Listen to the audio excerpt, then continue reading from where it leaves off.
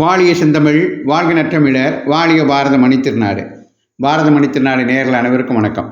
நாம் காஞ்சிமா முனிவரின் கனிமொழிகளை பார்த்து கொண்டிருக்கிறோம். அந்த வரிசையிலே இன்று 100வது பகுதியாக அழுக்குகள் என்ற தலைப்பிலே காஞ்சிமா முனிவர் அருளியுள்ள கனிமொழிகளை பார்ப்போம்.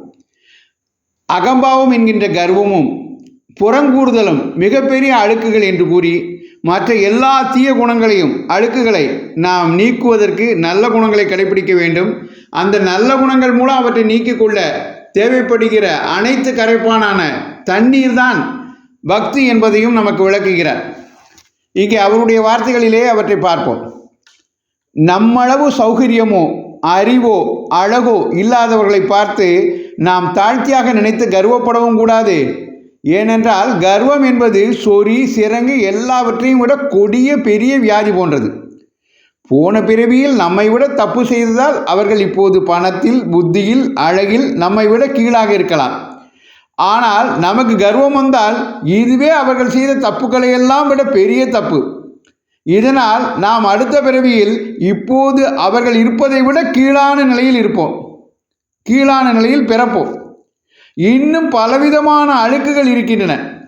பிறர் இல்லாத போது அவர்களை பற்றி கேலியாகவோ நிந்தையாகவோ பேசுவதில் உங்களுக்கு எண்ணம் போகவே கூடாது.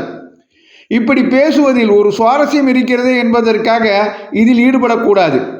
ஒருவனிடம் தப்பு தெரிந்தால் அதை நேரில் நல்லபடியாக, நயமாக, அன்பாக அவனிடமே சொல்ல வேண்டுமே ஒழிய அந்த தப்பை மற்றவர்களிடம் சொல்லி சந்தோஷப்படுவது வெறும் கோழைத்தனம்தான்.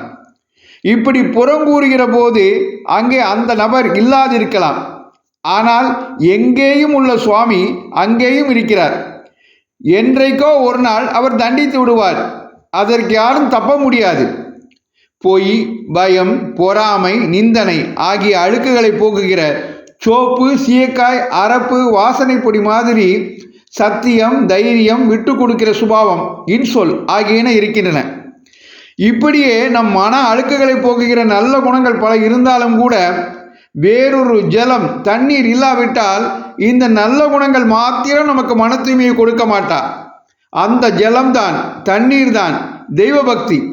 எல்லா அழுக்குகளும் நீங்குவதற்கு கங்கா ஸ்நானமாக இருப்பது சுவாமியிடம் செய்கிற பிரார்த்தனை தான் என்று நமது மன அழுக்குகளை நீக்குவதற்கு நல்ல விஷயங்களை கடைபிடிப்பதோடு அதை நமக்கு உருவாக்கி கொடுக்கிற பக்தியையும் நாம் கடைபிடிக்க வேண்டும், இறைவனிடம் பிரார்த்தனை செய்ய வேண்டும் என்று விளக்குகிறார் காஞ்சிமா முனிவர். காஞ்சிமா முனிவரின் கனிமொழிகளை தொடர்ந்து கேட்க பாரத மணி திருநாடு சேனலை தொடருங்கள். நன்றி, வணக்கம், ஜெய்ஹிந்த்.